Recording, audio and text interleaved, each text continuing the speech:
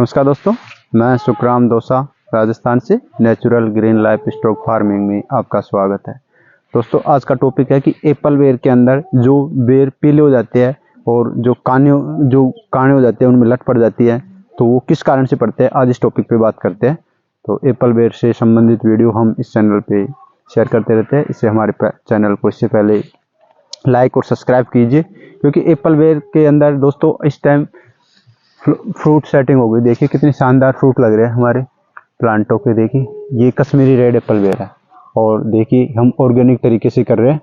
तो ऑर्गेनिक तरीके से कर रहे हैं, साथ में इन ये जो मौसम परिवर्तन होता है दोस्तों, उसके अंदर हमारे प्लांटों के अंदर कुछ बेर आपको पीलेपन दिखाई देंगे। हालांकि मेरे प्लांटों में इतने नहीं है, पर फिर भी मैं आपको बता देता हूँ, हो रहता है, इतना तो नहीं, फिर भी कुछ मौसम का फर्क पड़ता है और इसका पीलापन हो जाता है कुछ बेर।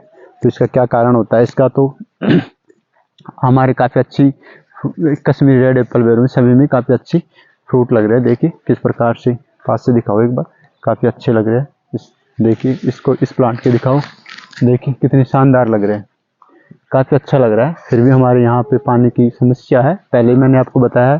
तो इससे क्या होगा दोस्तों, ये बेर पीले हो जाते हैं। तो पीले किस लिए पड़ते हैं, इस टॉपिक पे बात करते हैं हम। एक तो पीलापन होता है, यदि आपने न्यूट्रिशन की कमी रख रखी है प्लांटों के अंदर, तो इसकी वजह से भी पीलापन हो जाता है, या आपने कैल्शियम की कमी से भी पीलापन हो जाता है प्लांटों के अंदर। तो मेन कारण होता है दोस्तों जैसे ये मौसम परिवर्तन के अंदर ज़्यादातर पीलापन होता है, फंगस का अटैक होता है। तो आपको इस चीज़ का विशेष ध्यान रखना है। जब भी मौसम बदल होते हैं या बारिश का मौसम होता है, कोई भी मौसम क्लाइमेट चेंज होता है, तो उस दौरान एप्पल बेर के ये कश्मीरी रेड एप्पल बेर में पीलापन दिखाई देने लगेगा। तो आपको, यदि आप ऑर्गेनिक तरीके से कर रहे हो, तो आपको ऑर्गेनिक तरीके से बता देता हूँ मैं आपको। इसके लिए आपको क्या करना है, इनहेंसर के साथ में खट्टी छाछ का स्प्रे करना है, और जीवामृत है तो जीवामृत का कीजिए, और नहीं तो आप वेस्ट डिकम्पोज के साथ इसका स्प्रे कीजिए। तो इसके काफ़ी अच्छे मैं इसी प्रकार से करता हूँ इसके अंदर, तो इस काफ़ी अच्छे रिजल्ट मिलते हैं इस चीज़ से। तो यदि आप रासायनिक तरीके से इसकी खेती कर रहे हो, तो आप फंगिसाइड का, किसी भी कॉन्टैक्ट फंगिसाइड का स्प्रे कीजिए। वो अपने, मैं सुझाव फिर भी मैं आपको बता देता हूँ, जो किसान भाई रासायनिक तरीके से कर रहे हैं खेती, उनके लिए बता देता हूँ कि किसी भी प्रकार का फंगिसाइड लाए मार्केट से, कॉन्टैक्ट फंगिसाइड, उसका स्प्रे कर दीजिए प्लांटों के अंदर। जब भी मौसम परिवर्तन होता है तो आपके प्लांटों को ये पीलापन दूर हो जाएगा। और जो प्लांटों के अंदर पीलापन, देखिए इस प्रकार से पीलापन हो जाता है।